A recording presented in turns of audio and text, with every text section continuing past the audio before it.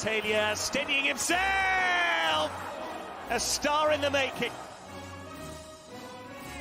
And there's the only goal! Sabini with it! After 11 years, once again, Milan are the champions of Italy.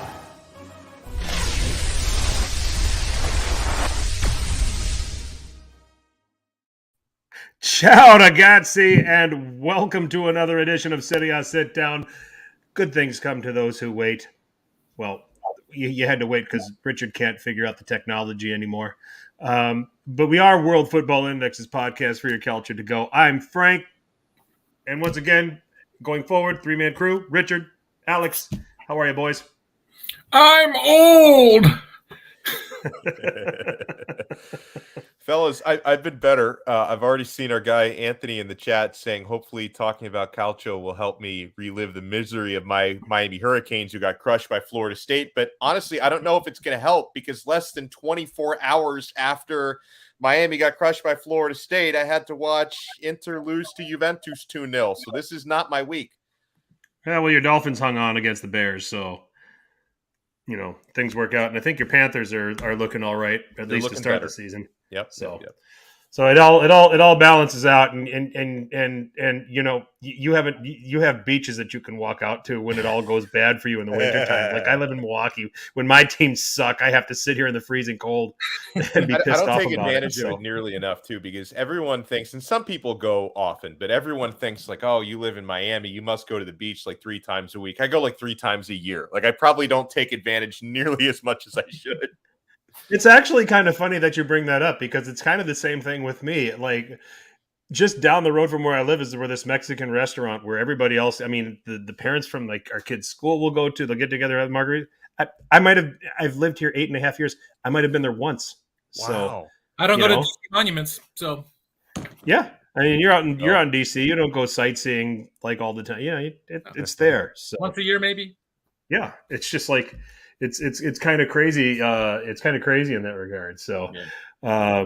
But anyway, so you know that's what's going on in our lives. I see Hamza's in the chat saying election night Calcio. We're trying to keep people out of the elections. There's nothing you can do about it now. If you did your civic duty and you went and voted, good for you. You know, after that, if more people agree with you, then you're going to be happy. If more people don't agree with you, then you just sit there and you say, well, we're going to have to give the other person a chance. That's how it should be. Unfortunately, it's not. And it hasn't been for quite some time. But that's how I'm going to do it. I still have to get up and make a living and provide for my wife and kids no matter what happens with that stuff tonight. So I'm not even going to bother looking at it. And I'm in a state where it's just brutal. Wisconsin's just brutal.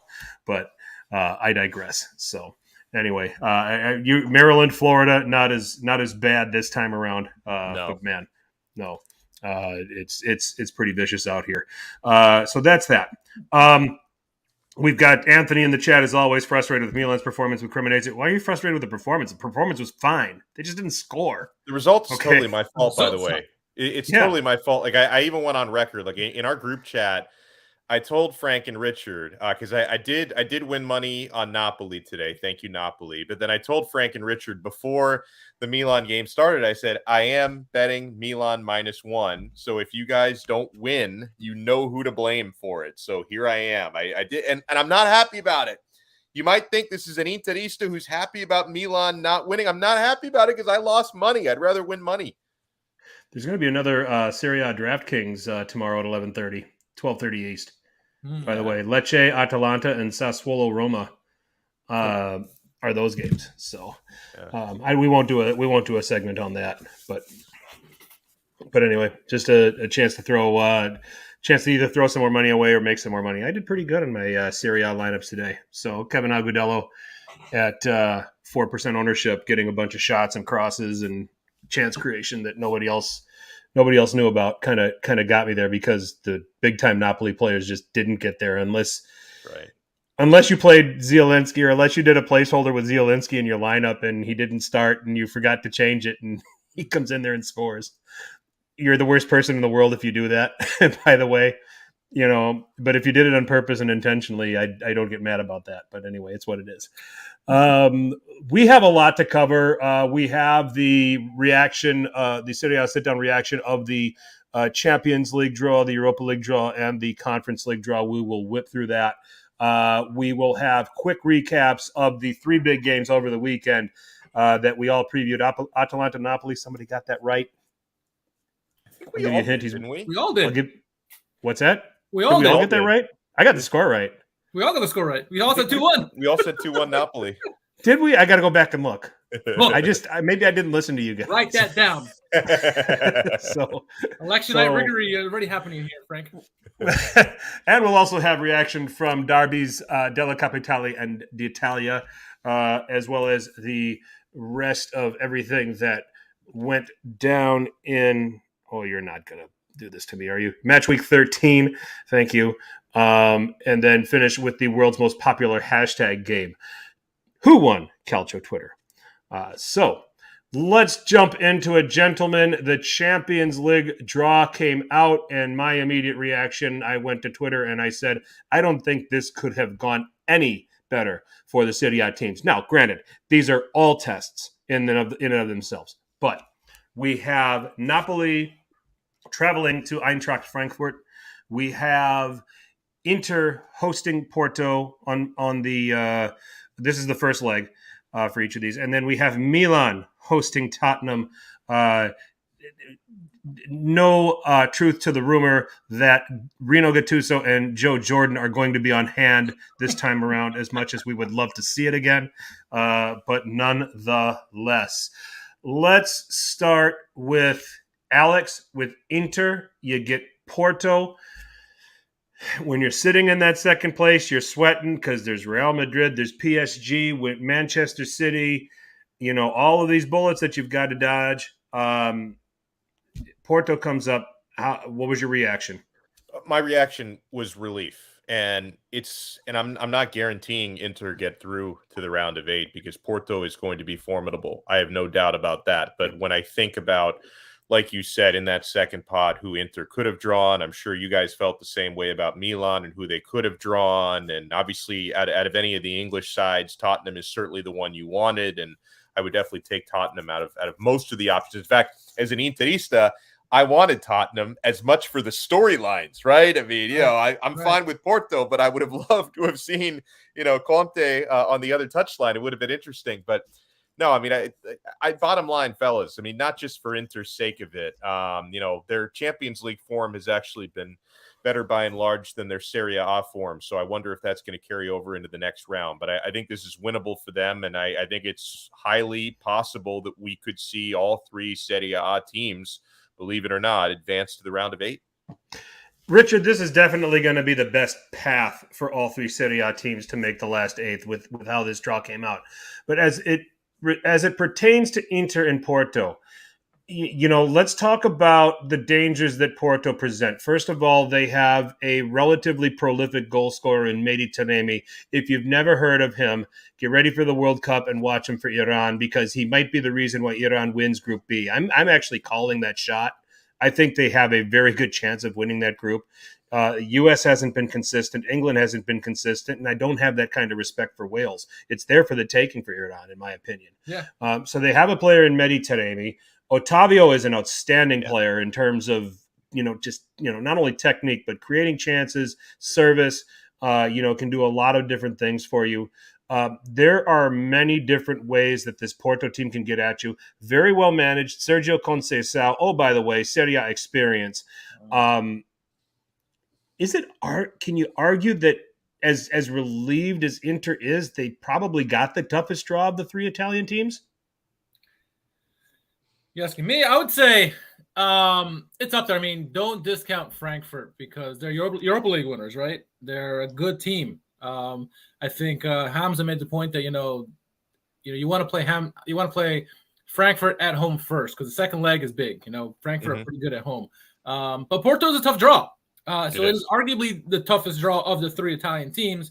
I mean, and any given day, Tottenham can also do the thing as well, right? But Porto, something about these Portuguese clubs, in particular Porto and Benfica, they seem to feast on these Italian teams. We know Milan and Juventus certainly, but Inter, they got to keep their heads up. If they're smart, they're going to look back at the tapes of what has happened to his previous two clubs, and know that they're a real threat.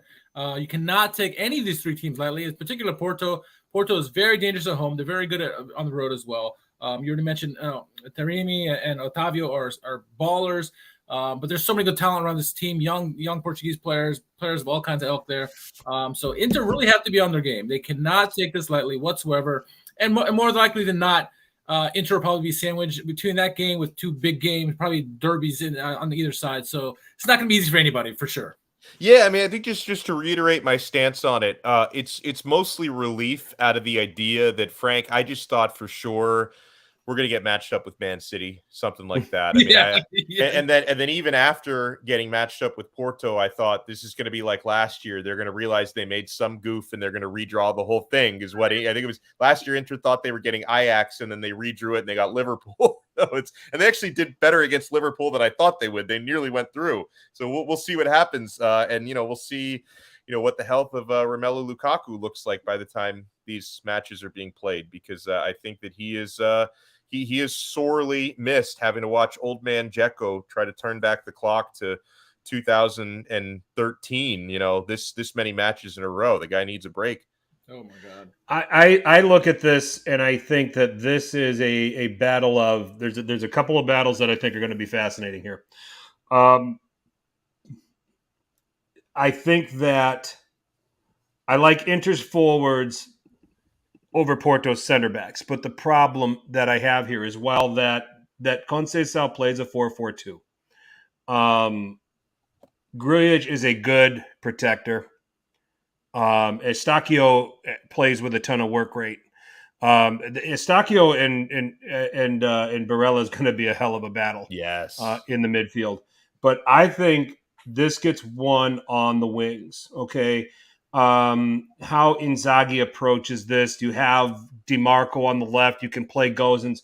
You got Dumfries, or you can play Darmian. And it wouldn't surprise me if maybe Darmian starts, because Porto have a player in Galeno who was amazing for Braga, still kind of getting his legs under him at Porto. Wouldn't surprise me by the time we get to February that Galeno finds some form and becomes another danger man that Inter have to account for.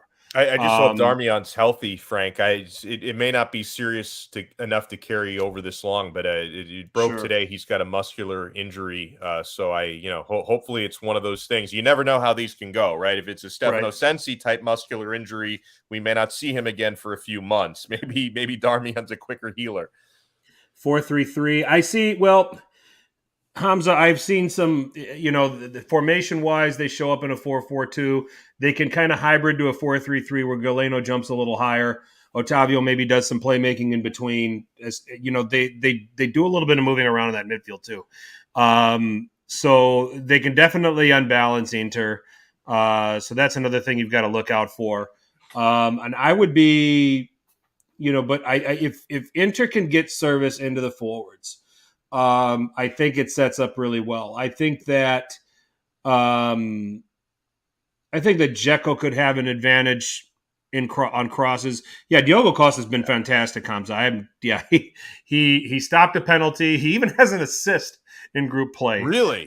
Yeah, on a punt. Jesus. He's been fantastic. He's arguably, when you do a team of the group stage, you could arguably put Diogo Costa at goalkeeper there. I mean, you probably got arguments for other guys, but but there's plenty of talent. The only the concern I have with Porto, I don't think they have the depth that Inter have. And if injuries start to pile up, suspensions start to pile up, that'll play to Inter's advantage. So we'll see. Inter, I think, need to take a lead to Portugal. Okay? Yes. If they get out, if leg one ends in a draw, it's over. Porto wins the second leg, Inter's out. If Inter can take a lead to Portugal, I give them a chance to get through to the last 8. So it's just the way that's the way I see that one. So any other thoughts on this game, on this matchup, guys? Yeah, it's a mental thing too, right? Because we've seen the great Milan teams in the past that could go down in the first leg or any point in the game and still have that confidence to come back. None of these three teams are really tested enough where if they do go down, they're going to have that confidence. Yes, in the league, sure, but this is a different animal here. And for Inter in this sake, they need to get that early lead. to give them that confidence. If they go down to Porto early at home, they're going to be panicking and they'll expose themselves to more counterattacks by Porto. So, getting that early goal is so pivotal in this situation, especially since you go into Porto in the second leg, which is a daunting place to play, as everyone knows. Yep. Yeah, I mean, it completely different opponents, apples to oranges, but I like the way that Inter dealt with the Camp Nou in the return leg against Barcelona. I thought that they showed a lot of character with the way that they handled that. And again, I'm not comparing the sides, and Porto is a lot more formidable. I think there's a reason why Barcelona is in Europa League right now and Porto wins their group, pot one in Champions League. But they've done well in Europe. It's like if we could find a way to, have Conte come back to Inter to only coach the league games and let Limone coach the Champions League games, we might have something here. Yep. We'll see what happens. Great. I mean, it's going to be intense, but like I said, Inter have to take a lead to Portugal. They've got to win that first leg. Let's go to Napoli. They travel to Eintracht Frankfurt. There was a lot of, clearly the runner up for Napoli to avoid was PSG. And they had no chance of obviously drawing Liverpool because they just played them in group play. So it came down to, make sure you just don't get PSG. They didn't. They're going to play this Eintracht Frankfurt side who won the Europa League a season ago. A little bit of a different setup than that team that took it down, but enough to be dangerous. Richard, we know, from Bundesliga and being a Schalke sufferer over in that league, we've got some players here that we have to be careful here.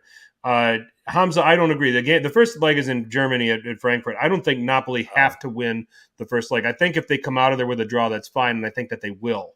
They might even win in Germany. They might win.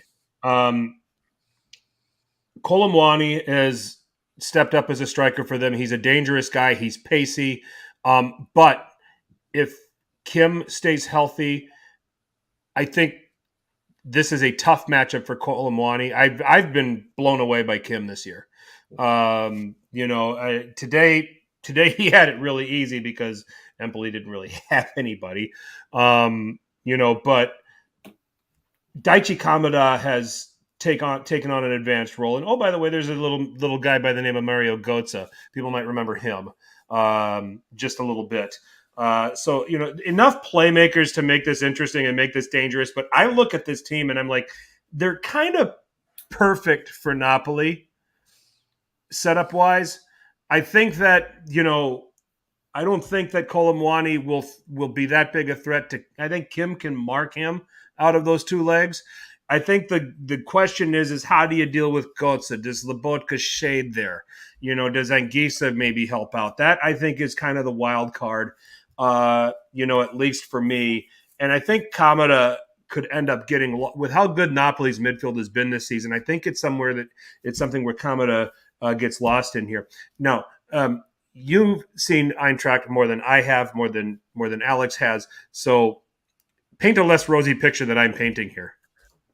A less rosy picture. I mean, Frankfurt, you mentioned all the superlatives, right? They won Europa League. They're good. They're fifth in the league this year with a game in hand. So they're only a couple points back from like top 2, top 3. So they're having a good season, but they're not perfect by any stretch. What they do have going for them is they are a good cup team. They learned that last year in the Europa League, so that's always dangerous. But like we said earlier at the top, that this Napoli team, this is probably the best situation that they could have got.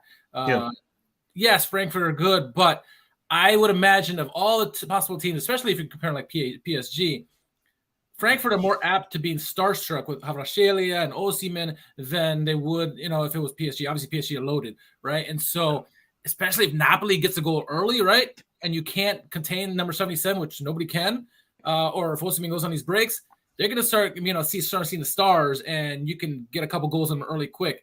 It's going to be easy? Hell no, right? It's not going to be easy, and they're managed very well. It's a very disciplined team. They got some ballers in the midfield, like you mentioned. Kamada is just fantastic this year, as is in any other year. So it's not going to be easy for Napoli, but I certainly think 2 wins is easily attainable. And like you said, a draw on the road is perfect, right? All cup teams know this, that you get a draw on the road and get a win at home. If you get that second leg at home, that's a good recipe right there for victory. Takes you to the long term. So I think Napoli are fine here, and it's going to be a certainly interesting matchup. I'm curious to see how Spalletti attacks this. I mean, the key for Napoli is going to be keep it simple, stupid. Keep doing what you're doing. Don't think about it too hard.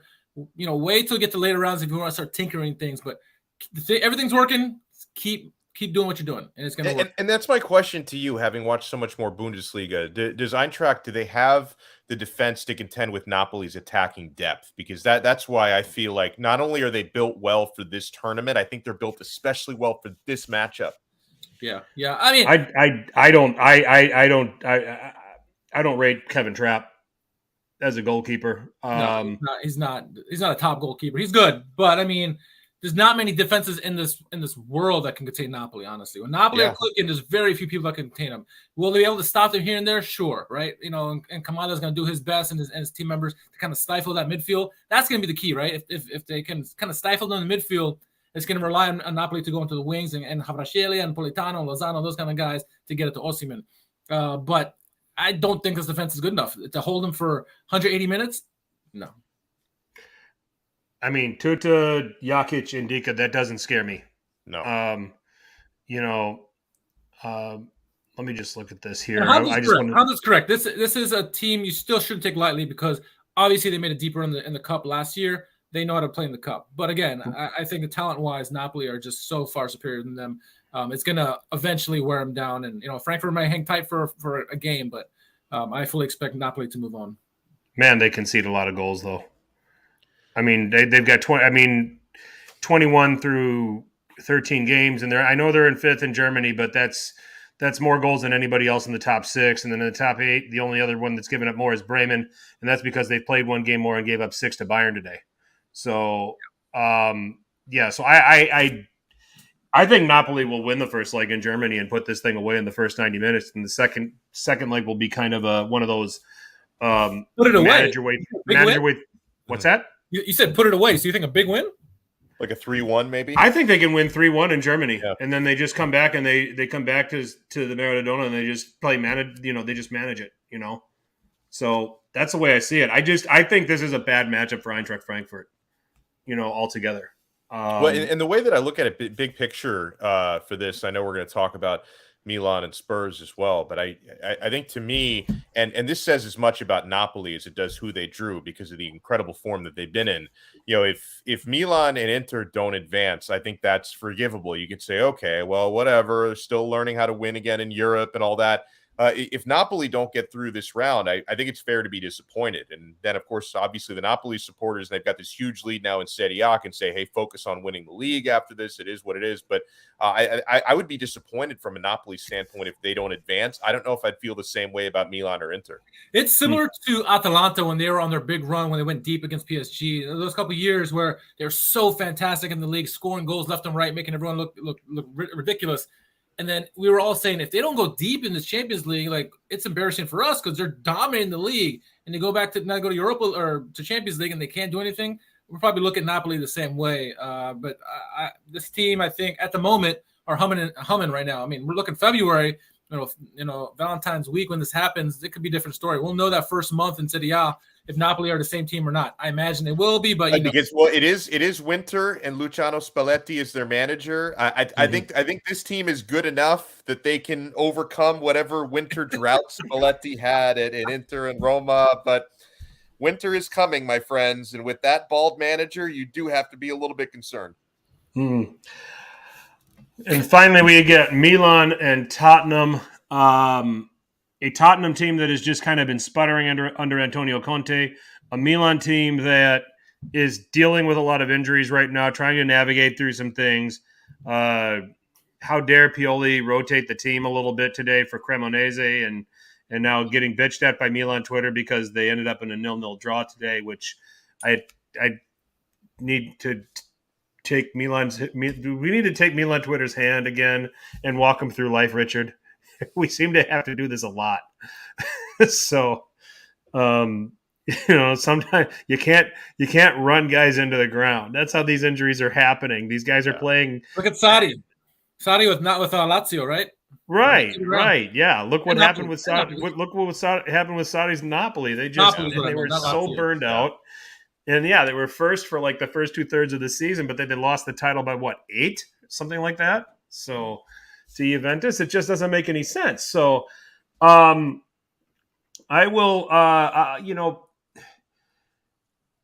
Harry Kane is a matchup problem because if there's a weakness with Milan, it's crosses. It's defending crosses. We've seen it time and time again, and he's a guy that can get his head on one. You got to watch out for some set pieces. Ivan Perisic will salivate at this game, at these two games, because he was over, in just about every Milan derby he played, he was excellent. Or I had to look at Perisic and like, man, can we account for him now, please? Can we do it? Conversely, how does Tottenham deal with Leao in that 3-5-2? I just see him finding the pockets between Romero. I believe it's Romero that plays in the right side of that back three, and Royal who plays in the right wing back. And I see that being easy for Leao, especially with Teo coming forward. And I see some confusion there. What I think will help Tottenham is Conte's seen this Milan. He's seen large pieces of it. So he's going to have a battle plan and he's going to be prepared. Where I think this tie gets won is in the mid. Again, I think this is in the midfield again. Bentancur looks like a much better player at Tottenham Hotspur than he was at Juventus. Pierre-Emile Højbjerg, I have a lot of respect for. I think as a two-man center midfield, they're solid. Even when they put a third man in there, it's going to be tough. But you could even see them going 3-4-2-1. Richarlison might be fit by then. Kulusevski, and then Son will definitely be back by then. I think he's got he won't be there. I don't think he's making the World Cup, which is a shame for South Korea. But all of the attack will be back, and then you're going to have Perisic on the left-hand side. I think what's going to come down to is that midfield. Can Tonali and Benacer outplay Højbjerg and Bentancur, or if it's or even if they might even play another guy in there. So Hamza thinks Doherty will play on the right. Please God, I hope Doherty plays on the right. As a Milan fan, we'll just roast his ass between Leao and Teo Hernandez. Doherty doesn't have a prayer. Please put Doherty on the right, Conte. For all that is good and holy, we'll smoke him. Royal, I have just that much more respect for. Alex, you're neutral enough here. What do you see here? Outside of the fact that Conte and Perisic know what it takes to beat Milan, and like you mentioned, Harry Kane on crosses is dangerous. I think this Milan, if they're healthy, and trying to predict this on Valentine's weekend, I have to assume that they are. I think they can take care of business, but it won't be easy. It's going to be gritty, and everything you said. Plus, we know that blueprint for Conte against Milan.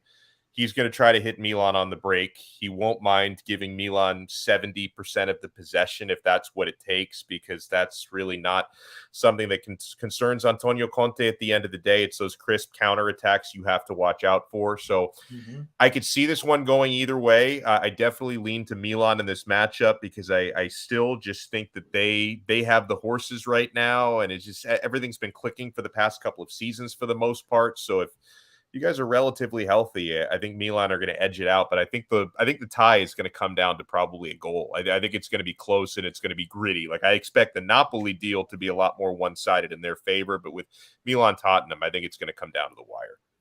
All right. Richard, and we haven't even talked about Giroud, the former Arsenal and Chelsea man, who will be excited about playing a London opponent. I've heard of him. Yeah, I'm familiar with his work.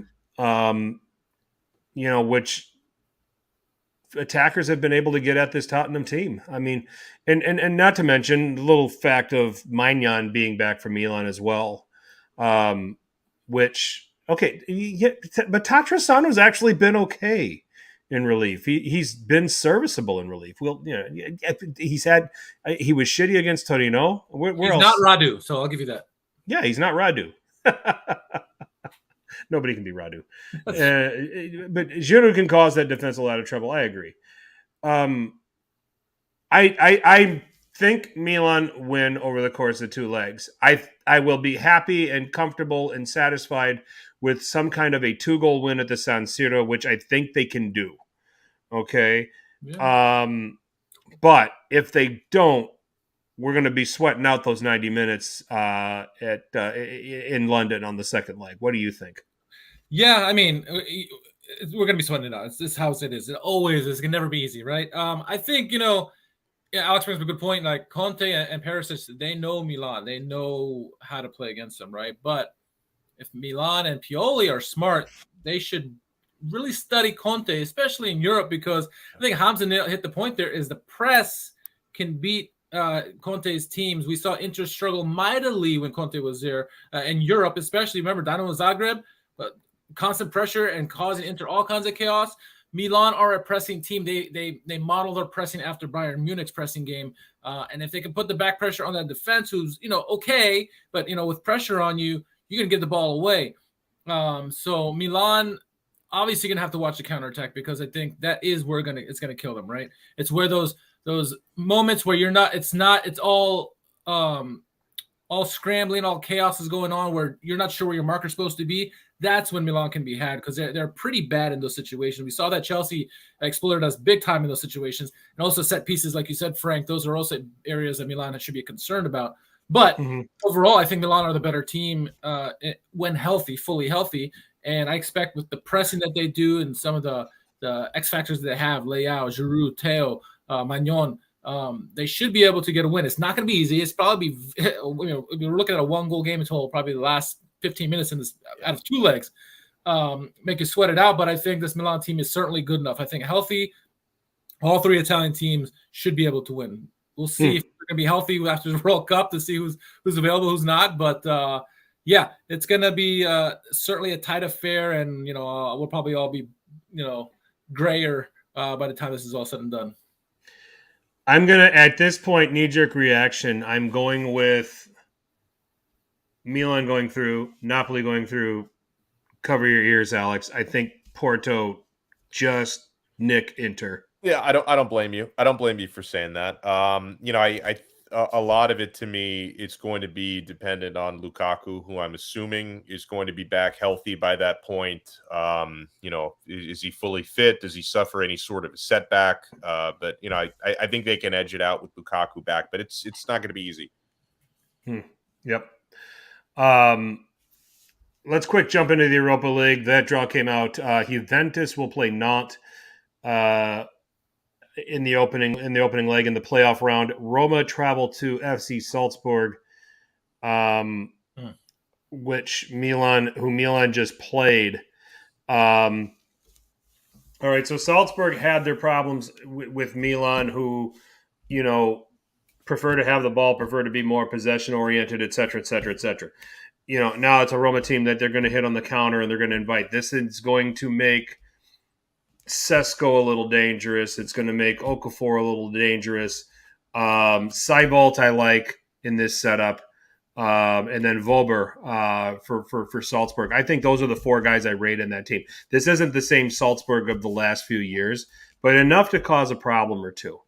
Roma are going to try to hit these guys on the break. Okay, and that's what I see over the course of both legs. Hamza think Roma are out. I'm not sure. I think that they'll frustrate Salzburg. Like we talked about with Ajax last week. I don't think this is the Salzburg of the last few years. I think they've lost enough where they're going to have a harder time against these bigger teams. It won't be pretty. But I think Roma barely go through. Now, the Juventus not tie. We've got to see if Juventus even care, first of all. Right, exactly. And if they don't, Mohamed's a good goal scorer for Nantes. Ludovic Blas, if not, they're invested in this, which they probably are going to, because I don't think they're playing really well in Liga. They got nothing else to go for. Yeah, they got nothing else to go for, so this is it for them. So you're going to see a lot of Blas. And I like him. I rate him. And I don't know if Juventus midfield as they currently have a guy that can stop him.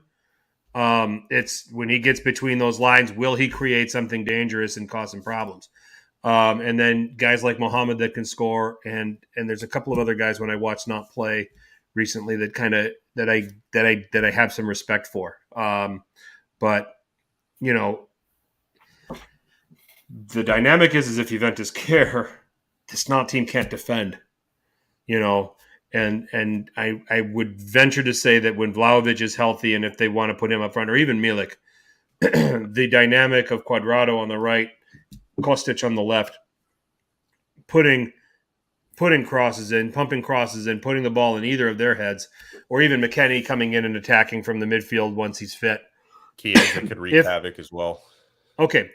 If we assume Juventus is invested in this, they brush not aside. Yeah. But we don't know that. So let's just assume, under the assumption Juve brush not aside, Roma are going to just get by Salzburg. I don't think it's going to be comfortable. So, but I think they're going to have enough to just get by. What do you guys think of those ties? Is this though? Is this Juve's best chance to win a trophy? Because I mean, at some point, I mean, listen, I know it's still November, but you kind of have to look at the Scudetto race right now and say it's a 1.5 team race right now. I mean, it's this unless Napoli does their old school Napoli thing, and I think this team may be different than the Napoli of years past. I mean, this honestly, this might be Juve's best chance to take home some hardware, and with that European hardware being so elusive for them, maybe Europa League could be their best chance to bring one home. European DNA, Europa DNA, I should say. Yeah, just throwing the shade. I agree. This is Juventus's best opportunity to win a trophy, but we also should not forget that this is the same team that lost to Maccabi Haifa. This is not the Juventus of old. This is not the Allegri. But yes, they look good lately. Rabiot looks like Zidane right now. I'm joking about that. But Kostic is clearly their best player in terms of when he does well, the team does well. So much happens because of him. He's been stellar as of late, and Juventus have played well. And they're up to, 5th in the table or something like that. So they're certainly going to be – they should be favorites. Will they play like that? I don't know. Who says Juventus can't buy things in Europe, right? They got not. I don't know how they got not. But they got them, and it should be an easy win. But I don't see it as easy win. It's going to be a lot closer than Juventini want for sure, and a lot closer than any of us in Serie A are thinking, because this should be an easy, no-brainer, 2 games done, two easy victories. But I would not be surprised at like maybe a draw in the first game, and then Juventus leaving it late to try to win it. I mean, it's going to be tight for Juventus. They should, but on paper, easily win this game, win this 2 legs. But I'm not convinced yet of Juventus. They've stunk it up most of the season. They look good at the moment, but I'm still not convinced yet. And who knows what, come the World Cup, maybe a lot of other guys who are going get injured even more so than they already are, right? Luckily, Chiesa is not going to the World Cup. It should be a no-brainer. I'm going to say Juventus are going to go through, but it's not going to be easy. I can't bet on Allegri at the moment yet. Not just yet. So we think Juve and Roma go through. Yeah. Okay. Yeah. Let's go to the Conference League real quick. Lazio draw Cluj. They host Cluj from Romania. That's going to be in the first leg. And then Fiorentina travel to Braga in Portugal. Okay, I think Fiorentina is out. I like this Braga team. They're now listen, the defense is leaky and they can concede some goals. But, man, there's some good players here. Ricardo Horta, Vitinha, Abel Ruiz, Nuno Sequeira on the left-hand side as a left back.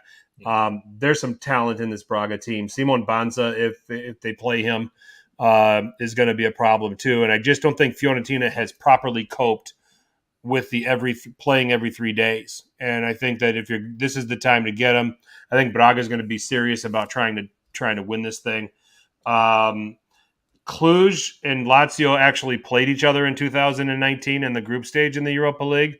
Cluj won in Romania 2-1. Lazio won 1-0. The captain of Cluj, Ciprian Deac, is still there playing for them. They've got him put together somehow. 36 years old, and he's still going at it. I think he's second on the team in goals. Young guy compared to us. What's that? He's a young guy compared to us. Yeah, he is. He is. Yeah. We shouldn't be making too much fun of him, It's should we? weird when you see like a foot. Like I talk about Dzeko being old, but I think I've got like 3 years on him. It's a weird thing we do with footballers. Like I'm 38 years old. I look at some of these 34, 35. You're like, oh God, how old is that guy? Yeah. I'm just going to say this. Fiorentina are going out to Braga. Lazio are going to knock out Cluj. And I think Lazio are just beyond motivated to win because Roma just won this competition. And how is that going to look if Lazio can't even make the last 4? Losers tournament. It's a losers tournament. Yeah. You better win the losers tournament then. What do you guys think? I think Lazio have too much not to win this round. I don't know if they're going to win the tournament, but I think they're going to win this round. Richard? Yeah, I certainly think Fiorentina are out. As much as I like Fiorentina, Braga are legit. But Cluj, it should be, and I agree with what you're saying about, they're motivated to win and this and that. But then I keep looking back at how they did against teams like Sturm Graz. Right? Mm-hmm. And teams that they probably should have been better. Well, they were certainly better talent-wise, but couldn't get it done. And now they're sitting, third in Serie A?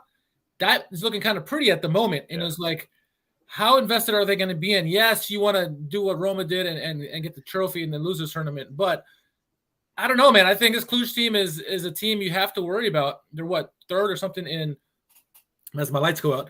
They're third in the Romanian league. This is still a good team. I think Lazio are going to overlook them. I say Lazio are going out too. Okay, so that's our roundup on Europe. At Serie A Sitdown on Twitter or Instagram, your reactions to what you heard from us. We had 3 big games on the peninsula over the weekend. We all narrated. Those who narrated, if you narrated the preview, you're going to narrate the result. We're going to start with Saturday's game, which I can't believe 4 days ago this was first versus second. First is still first, but second is not second anymore. Alex, take that one away. Well, and former second actually scored the opening goal this one, Lookman on a penalty. So you thought, hey, maybe there's something going on there in Bergamo. Maybe Atalanta will hold on, but Napoli got the equalizer just 4 minutes later. Victor Osimhen at the 23rd minute and Elif Elmas at the 35th minute. Napoli go on to win this game, Frank, 2-1, and really stamp an exclamation point in their lead right now. They're 8 points atop the table. I think at this point they could sleepwalk their way into the all-important winter Scudetto. Still a little bit more work to do to win the actual Scudetto, but they are off to a fine start. They're positively flying right now.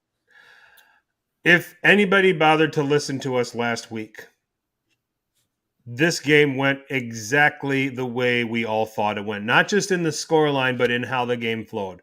We said Napoli would have more of the ball. We said that Zielinski would be a bit of a problem for Atalanta's midfield to cope with. He was. He had an assist. He created another chance in this game. Didn't look terribly. I mean, he lost a few balls in this game, but granted, he wasn't perfect in the performance. But, and we also said, don't be surprised if Atalanta try to equalize. We said, you know what, wouldn't be a total shocker if Atalanta found a way to get a second, and they came close. More than once. I think there was 4 big chances in this game where they could have made this 2-2, and this could have been a draw, and we could have been talking about a totally different thing. So, this ticked all the boxes of what we expected in this game. Victor Osimhen obviously continues to score. I don't know what Spalletti puts in Juan Jesus' smoothie. But apparently it's working. So, or what he has the team nutritionist putting in his smoothie. So, but apparently it's working because every time we see Juan Jesus run out there for Napoli, we think, oh, this is where Napoli's going to suck because they're playing Juan Jesus. And then he plays well. It's been good. I think if there were some concerns here for Napoli, I thought Anguissa and Lobotka got a bit overrun in this game. And when you got some guys with some talent and with some technique, I think that those are the ways you can get at them. It wasn't the sharpest. I think today against Empoli, clearly Lobotka and Anguissa were much, much better, but it wasn't hard to with what Empoli put out there. But those would be the areas of critique I would have for Napoli. And then the other thing that I think that Napoli fans should be concerned about, that right-hand side in the attack is turning into a problem. Now Chucky came through. Chucky scored a penalty today against Empoli. And then he came through and he gave them a boost when he came on. But he struggled in this game overall. And then you look at the game today, Politano and Di Lorenzo didn't particularly play well on that side either, and had a hard time figuring out what to do against what Empoli was doing in their low block. So I know I'm kind of carrying into what Napoli did today a little bit. But if I want to nitpick at this Napoli team, because whenever I see a team that's in first, I poke holes. Okay, that's just what I do. And right now, I think that if you got enough skill, you can overrun. Right now you're showing some signs where Lobotka and Anguissa can be overrun.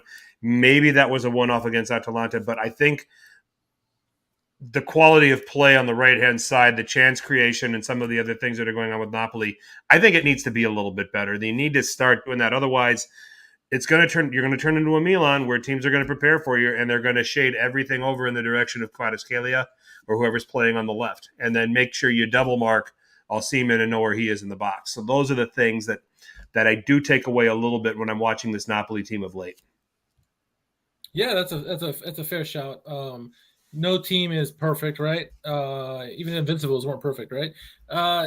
This team has some things they should focus on. Another area of concern for me is the goalkeeper. I don't know if he's ready for the limelight just yet. He's done well to this point, but when the time comes and it gets really, really tight at the end of the season, can he bail them out? He needs to win some games for them. Every Serie A winner has a goalkeeper that saves them, wins games for them, right? Even Handanovic did it with Inter in his late years, right? But this team, is certainly humming at the moment. They're so well coached at the moment. I think they're keeping it simple. My big worry with them is they're an injury away from being really, really in trouble. Imagine, knock on wood, how about Ashele goes down? They become very predictable at that point, right? We hope the guy that's Osimhen stays healthy. He just came back from injury. He's playing fantastic at the moment, kind of what we expected him to when he first came over. But this team, they're still got a lot to worry about. They have really good depth. They do. They're one of the deeper teams in the league. But they're by no means perfect. But yeah, it's just 8-point lead. It's nice to have at this time, and you can probably forgive some of the shortcomings that they may have. But like I said, once teams start to read you, you're going to have to adjust. Do they have a plan B or C or whatever? We'll see. But at the time, things are working for them right now. They are. So how about the Derby della Capitale, Richard? What happened there? Derby della Capitale, yeah, big game. Trends were saying, you look at the trends the last 5 games, games going back and forth. All indications were that Roma were going to win. But if anybody listened to me, Lazio were going to break that trend. And in this game, for sure, I don't remember which derby it was. It might have been 2 derbies ago, but the goal that happened was very similar to that last derby where Immobile in that game intercepted a pass from the defender, one-on-one the keeper, and scored a goal. This game, Ibanez, who knows what the hell he was doing? He might have been the culprit last time. Ibanez fingered up his ass or whatever. Pedro pounces on him, gets the rebound or gets the ball, goes over to Felipe Anderson. He scores a goal. Who knew at that time was going to be the lone goal of the game? He came in with the 28th minute of the game. 1-0. Great way to start the derby. And you're thinking we're going to have lots of goals in this game.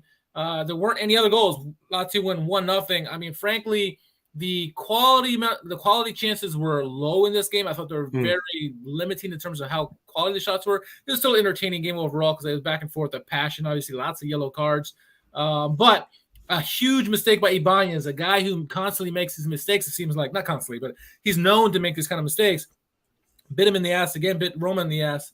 And they lose 1-0 in whenever you lose a game like this, you want it to be a beautiful, beautiful goal, not a goal where you make a stupid mistake and the other team capitalizes on it. But it was that close of a game where a mistake cost one team the game, and this is what happened in this game. But yeah, big victory for Lazio. They moved to third in the table now. Who would have saw that coming? I'm obviously sorry against Mourinho in their second years is always going to be entertaining, but sorry gets the edge in this one. Well, you were right, first of all, about the physicality. There were 32 combined fouls in this game. Yeah. And let me see how many. Five yellow cards total, 3 for Lazio, 2 for Roma.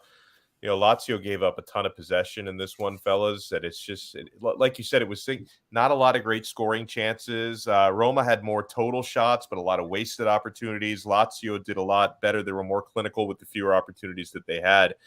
And this is one of I think this comes down again. Anytime you've got a derby, they don't always go the way you expect. Because I guess, Richard, I know you were the guy to pick Lazio. Frank, I know I picked Roma. Did you pick Roma as well?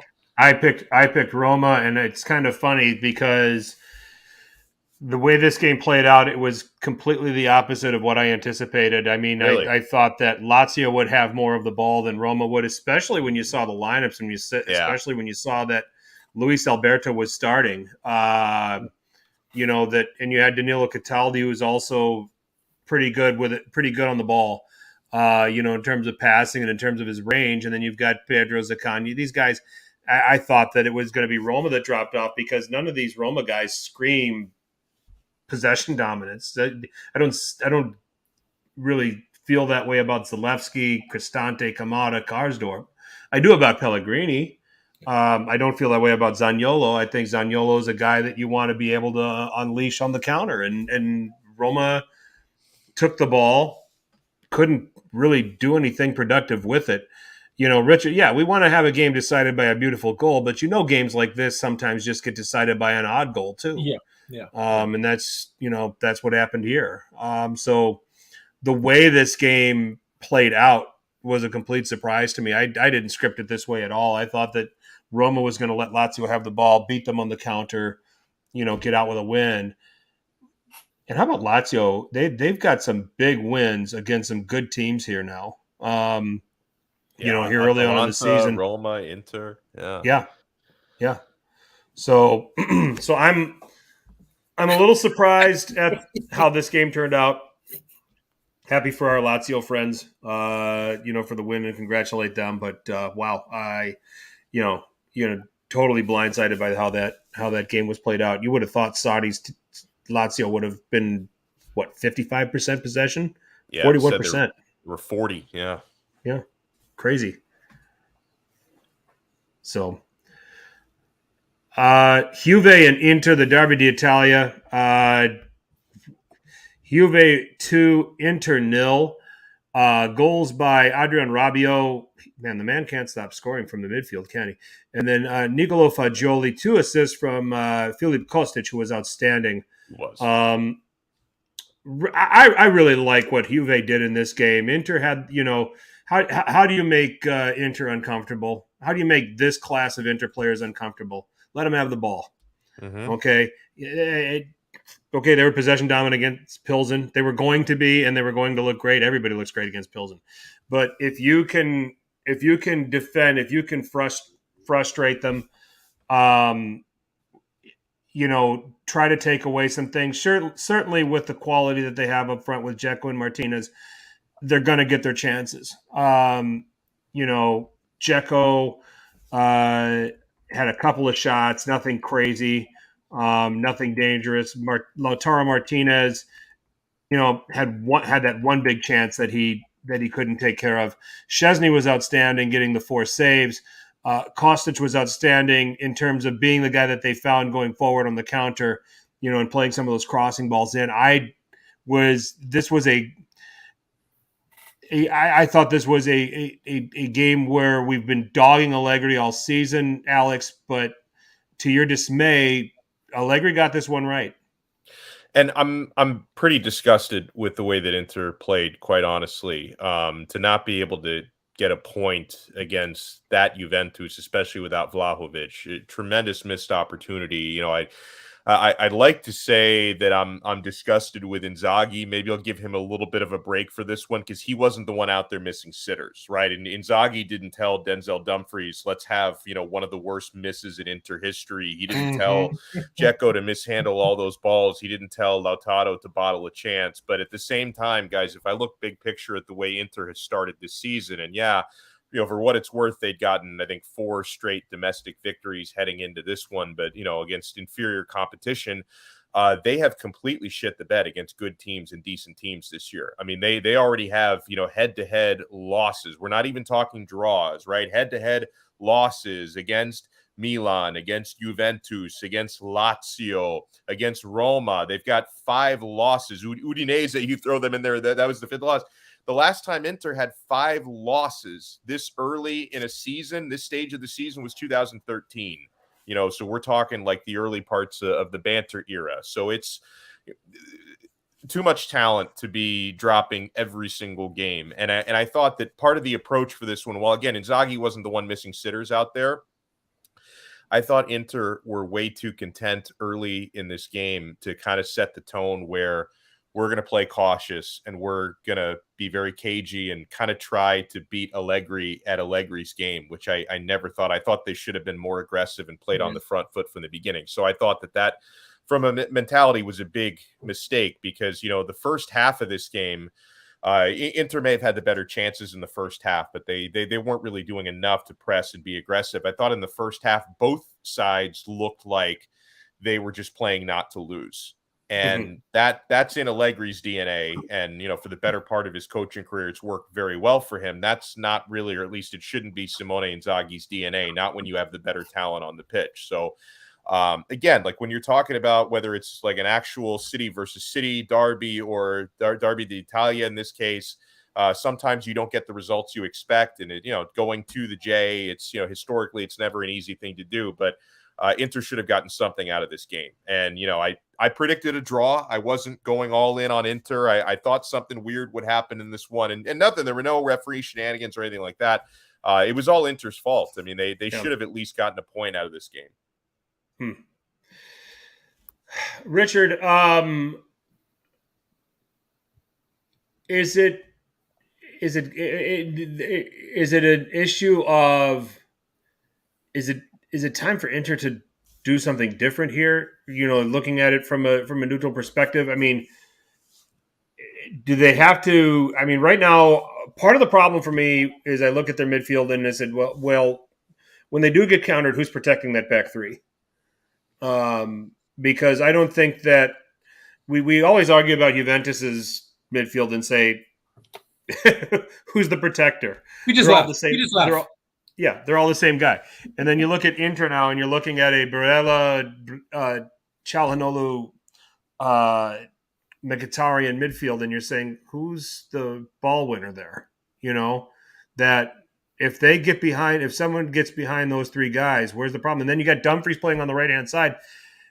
Okay, I'm gonna let Kostic cheat, and then we'll figure out what to do with Dumfries, and I will get it to Kostic, and let him pump balls in, and let him be dangerous on that side, and let him have space to work with. Is Inzaghi all of a sudden just? I mean, 5 losses. I mean, this is against 7 sisters, 4 of the 7 sisters plus Udinese. Is this something to be concerned about now? Yes. I mean, clearly it's, but what do you do? I mean, it's really hard to bring in a manager that can motivate this team that's playing a specific system. And I don't think there's an ability to adapt. I mean, is Inter in a little bit of a jam here? I think honestly, at least as far as this season goes, like at the end of the season, they'll evaluate Inzaghi. I don't think this is going to be a mid-season sacking. And part of that is because I don't think they have the funds to kind of reinvent the wheel in January. Like if they were able to go out and make a couple of big splashes in the January window to maybe they could, bring in a new manager with a different formation, then maybe they'd consider it. But with the way it is financially and with the way the team's setting up, I mean, Simone, I know that there's reading some things in the Italian news today that basically they're going to potentially have a meeting with him after the Bologna match tomorrow, depending on how that goes, and kind of sort things out. I don't think he's in any imminent danger of being sacked. Maybe if they have some horrific loss to Bologna, you may do what you have to do. But I think it's as much of, I know you look at Inter and you can say, well, that's a deep squad on paper, but I don't think they're as deep as people give them credit for, because they certainly have a big Dumfries problem right now. I mean, if he gets sold in January, it's about 6 months too late, and the attack is just too thin and too tired, and the midfield has gotten very tired with the way Barella gets run into the ground and for how long they've had to manage without Marcelo Brozovic being in there or being fully fit. So I mean, I don't think that this squad, and they're not even as deep at center back really as they were even a season ago. So I don't think that this team is as deep as it actually appears to be when you examine, the actual tactical depth. Maybe the World Cup break is going to do them some wonders. I think they've got one friendly that they've scheduled during that time against Real Betis.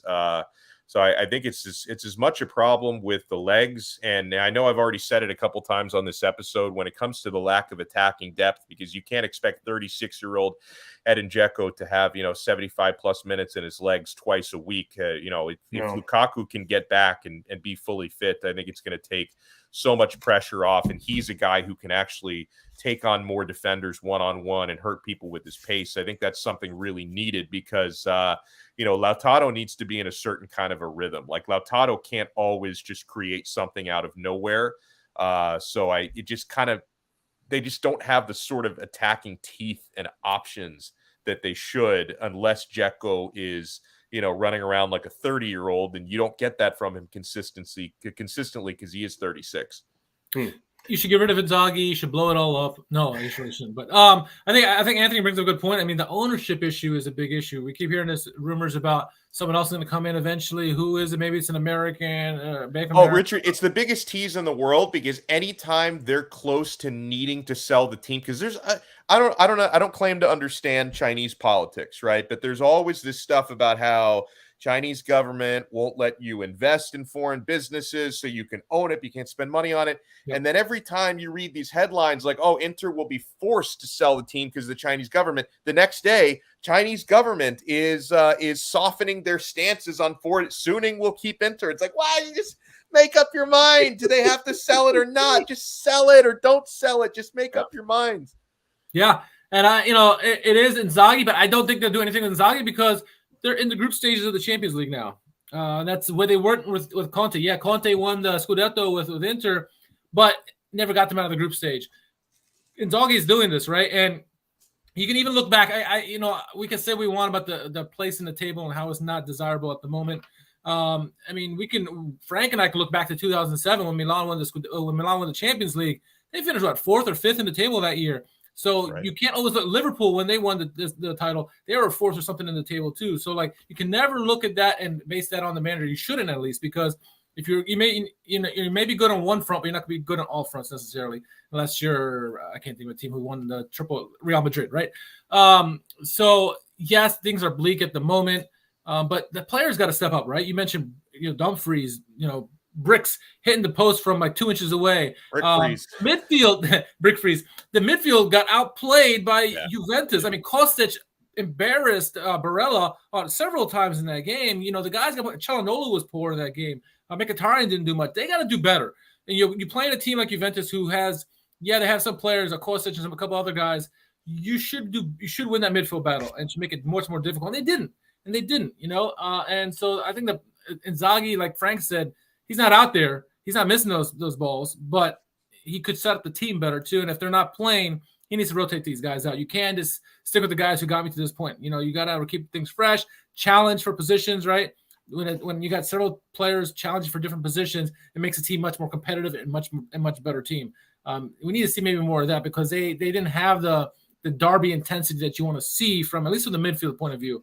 Skriniar certainly brought in the game, several others too, but that's really the big thing for me because Inzaghi, yeah, he's been doing bad. 5 losses in the league, but again, he's in the knockouts of Champions League, and they could make it to the round of 8, right? And if you do that, you really have to outlook the league there. Can they win the Champions League? I doubt it, but you never know. They get hot in the Champions League, anything is possible. So yeah, I just think the players are going to do better when it comes to the league play, especially in a big game like we just had against Juventus. They got to do a lot better, man. Barella cannot be pushed around by Kostic, left in, left out all game long. It's not what we expect from Barella. He's near world class, and he didn't even look anything like it. And totally, and I think we can agree that it's like I'm frustrated with Inzaghi for certain big picture things. I don't know how much I can blame him for this match because again, he's not the one out there missing sitters. That was an issue. Let's answer Cena's question real quick because we got to keep this moving. Can Inter finish top 4? Yeah, I mean they're only 3 points out right now. Yeah. I mean, sure. Do they finish top 4? We've played 13 games, 14. Yeah. Some of them played 14. We've got a long way to go. Yeah. We all picked Inter to finish top 4. I'm not gonna get off that horse yet. So no. I say this gets corrected and that they're gonna work their way back up. Well, because we'd seen one of the reasons why this match was so frustrating is we'd seen signs of them correcting it because obviously it was against inferior opposition, but they had been clicking in their past half dozen games. Yeah. Albeit the 2-0 loss to Bayern that didn't mean anything because both teams had their places decided in that group. But other than that, Inter had been on a decent run, so it looked like they'd been taken a step forward, and now they've taken 2 steps back. All right. As far as the rest of the weekend is concerned, let me pull that up real quick here, guys. We started with Friday. It was Friday. Udinese and Lecce playing to a 1-1 draw. Lorenzo Colombo in the 33rd minute. Beto in the 68th minute. Honors even there at the Friuli. On Saturday, Empoli with a shock 1-0 win over Sassuolo. I guess shock on brand name. Tommaso Baldanzi, young player, man. We like this guy a lot. Scoring in the 64th minute, winning for Empoli. Salernitana and Cremonese, 2-2 draw there. Piatek, scoring in the 3rd minute. David Okereke in the 12th. Masana Koulibaly giving Salernitana the lead back in the 38th. And then it was Daniel Ciofani in the 89th, making it 2-2. The other Saturday game that we did not talk about yet, Milan 2, Spezia 1. Teo Hernandez in the 21st minute, giving them the lead. Milan loanee Daniel Maldini equalizing in the 59th minute. And then in the 89th minute, the goal of the week for me, Olivier Giroud, flying and doing things that an old man like him shouldn't be doing, but does anyway, scoring the winner, properly getting sent off for taking off his shirt too. Possibly cost him a game today. Probably cost him the 2 points today against Cremonese, but I think the players on the pitch not finishing cost them the 2 points because there were enough chances without him. I'm not going to make those excuses. But anyway, Sunday, Bologna and Torino went at it. Bologna winning 2-1, starting to play a little bit better on Thiago Motta. Sasa Lukic with a penalty for Torino. It was Riccardo Orsolini in the 64th. Stefan Pasch looking really good here in recent games, playing on that right-hand side in the back for Bologna. With the winner assisted by Roberto Soriano. Monza beating 10-man Hellas Verona by 2-0. The red card came in the 27th minute for Verona. Carlos Augusto in the 68th. Andrea Colpani in the 90th. In the Sampdoria Fiorentina game, 2-0. It was Giacomo Bonaventura in the 4th minute on an assist from Dodo. Nikola Milenkovic heading home. Was it a header again from Cristiano Biraghi? It's been a few days. Yeah. Don't remember now. It's been a few days. It has to be a header. Yeah. If it was from Biraghi, probably off a corner. So, and that is the wrap on the rest of the games from this weekend. Anything you guys took from those? Some nice goals. Okereke had a fantastic goal. Daniel Maldini, obviously, as well. And Giroud with that fantastic goal. That was a decent weekend overall. Not too bad. I see Giallo Rossi, USA, is asking between Lazio, Atalanta, Juve, Roma, and Inter, who would make top 4. For me, Inter and Atalanta. I go Inter and Juventus, as crazy as that may sound. I was gonna say Lazio or Atalanta. I can't decide, but I don't know. Maybe Lazio. There's just something clicking with them this year. I mean, maybe it's just Sarri's second season. I don't know. Continuity, playing a little bit more Sarri ball. I don't know. I do think Inter make it though. I can be one of the most pessimistic Interisti. Like if anyone who watches the show doesn't know me that well thinks, oh, this guy, the biased Interista. Well, I'm not quite as pessimistic as my guy Nima, who basically. I was gonna say you and Nima are the 50-50 there. Nima's way worse. Like Nima's probably worried about relegation right now. I'm not quite there. Like I'm worried about top 4. He's worried about staying up in Serie A, but I could be quite pessimistic. I would say I'm going to stick with the top 4 that I have. It was Milan, Napoli, Inter, Roma. So I'll stick with that until we get to a point where one of those teams aren't good enough where I have to give up. So long way to go. We've played 13, 14 games so far.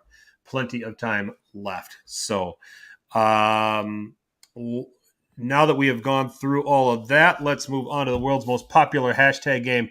Who won Calcio Twitter? Richard, lead us off, man. Hold on, I'm on my laptop here. I gotta try to figure this one out here. Okay, starting off, Nicholas from the Calcio guys tweeted this, and it was Lazio and Roma banter on Twitter, and it's these women having a minute off. Oh, Nicholas, that is fantastic. That is pretty good. I love it. Okay, moving over to @TrollFootball, RB Salzburg on TikTok.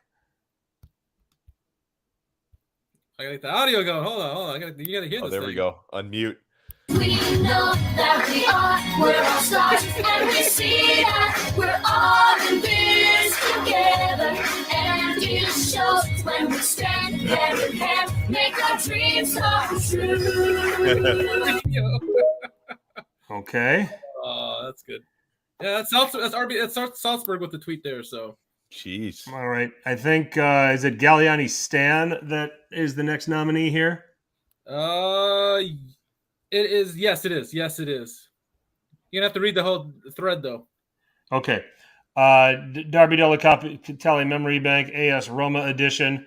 Lega Serie A bonus points for remembering which game the Montella celebration was from, or why Mapu Yanga Mbiwa's goal in 2014-2015 was celebrated so vigorously.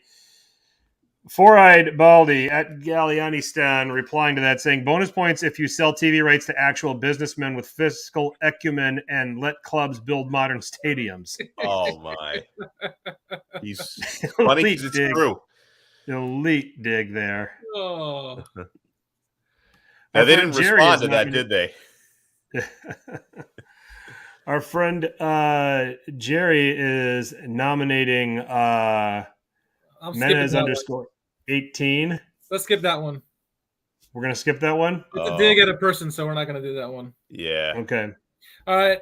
Moving on. Michael Lisi on this one, and it's Roma and Atalanta fighting over who's shittier at home. Not too bad. Not too bad. Okay. At Dan Colosimo it's Dan Colosimo if you spell out the Twitter handle. I uploaded a video of Udogie since he went to Spurs, and the monetization was somehow claimed by FC Barcelona with 0 Barca clips in the video. These guys need more money than I thought. So this is the video. This is why Tottenham signed Destiny Udogie, and it was claimed by FC Barcelona. You will not celebrate. Oh, that's wow. That's messed up. They're stealing money out of this dude's pocket. Yeah, that's crazy. Yeah. Well, they're gonna have a huge transfer window if that's what they're doing to raise funds. Then. Yeah, exactly. Good content creator there. So. We've got at Sidney Diogo saying Bramer has been fantastic against his former club. Oh man. UEFA when the UEFA officials try to enter the Champions League draw report. Our friend Napoleonismo at it again. That's awesome. This is great. All right, and then is this the last one? Yes, finally. At No Context Footy, somebody had put together. Let's see. U.S. men's national team. Yes, U.S. men's national team. Coleslaw. This lineup is significantly better. And it's got all the Americans with Kvaratskhelia on the left wing. Oh, man. Read the comment. He's from the Republic of Georgia. Not the state of Georgia. That is beautiful. Oh, I love that. Alex Calabrese. That's the winner for me. That is fantastic. All right. I think, but do we give Alex the credit for? We give Alex Calabrese the credit for that, right?